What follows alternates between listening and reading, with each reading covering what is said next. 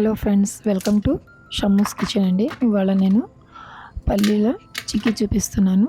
బెల్లంతో చేసుకునే చిక్కీ అండి. చాలా హెల్దీ స్నాక్, అందరూ ఇష్టంగా తినే స్నాక్ అండి. ఇది ఈజీగా చేసుకోవచ్చు. క్రంచీగా వచ్చేటట్లుగా చూపిస్తున్నాను, ట్రై చేయండి, అందరికీ నచ్చుతుంది.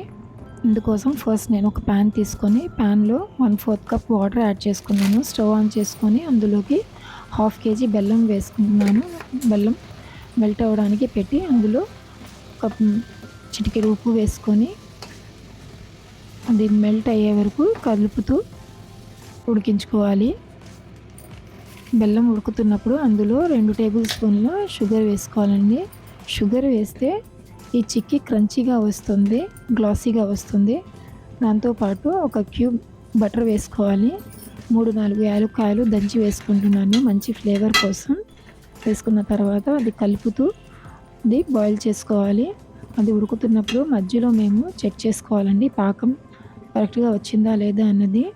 పాకం ఇప్పుడు మేము వాటర్లో ఏమన్నా 1-2 డ్రాప్స్ వేసినప్పుడు అది స్టిక్ అవ్వకూడదండి. స్టిక్ అవ్వకుండా వస్తే అది పర్ఫెక్ట్గా వచ్చినట్లు, లేకపోతే పర్ఫెక్ట్గా కుక్ అవ్వలేదని అర్థం అండి.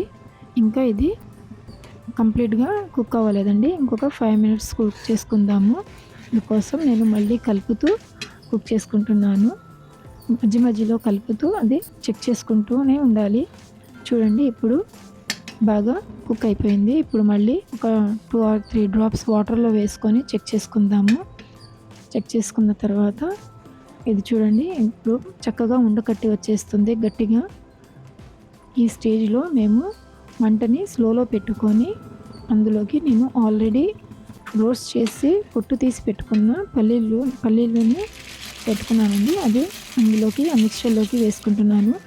వేసి బాగా కలుపుతూ మంటని స్లోలో పెట్టుకొని కలుపుకోవాలండి, ఆఫ్ చేయకూడదు.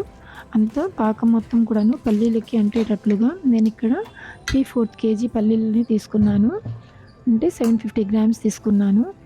ఇప్పుడు వేడి మీదనే ఒక ప్లేట్లోకి ట్రాన్స్ఫర్ చేసుకోవాలి. నేను ప్లేట్కి ఆల్రెడీ గ్రీస్ చేసి పెట్టుకున్నానండి. బటర్తో కానివ్వండి, ఘీతో కానివ్వండి, ప్లేట్ మొత్తం గ్రీస్ చేసుకొని ఆ పాకం మిక్స్చర్ని అందులో వేసేసి ఒక స్పూన్ హెల్ప్తో వేడి మీదనే అంతా స్ప్రెడ్ చేసుకోవాలి రౌండ్గా.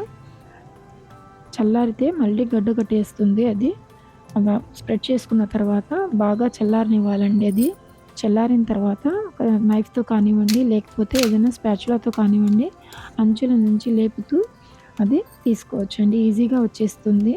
మేము ఆల్రెడీ గ్రీస్ చేసి పెట్టాము కాబట్టి ప్లేట్ని. అది ఈ చిక్కీ మీకు 10 to 15 days వరకు స్టోర్ చేసి పెట్టుకోవచ్చండి. ఇది పాడవదు, క్రంచీనెస్ కూడా పోదు. ఒకసారి ట్రై చేయండి. ఈ స్నాక్ మీ అందరికీ నచ్చుతుంది అనుకుంటున్నాను. హెల్దీ స్నాక్ కూడాను, బెల్లంతో చేసింది. గ్రౌండ్ నట్స్ కూడా మంచి హెల్దీ అండి. పిల్లలు పెద్దలు అందరికీ నచ్చుతుంది. చూడండి ఎంత గ్లాసీగా వచ్చిందో. ఇదే గ్లాసీనెస్ లాస్ట్ వరకు ఉంటుంది. వీడియో కనుక నచ్చితే లైక్ చేయండి, షేర్ చేయండి, సబ్స్క్రైబ్ చేయండి.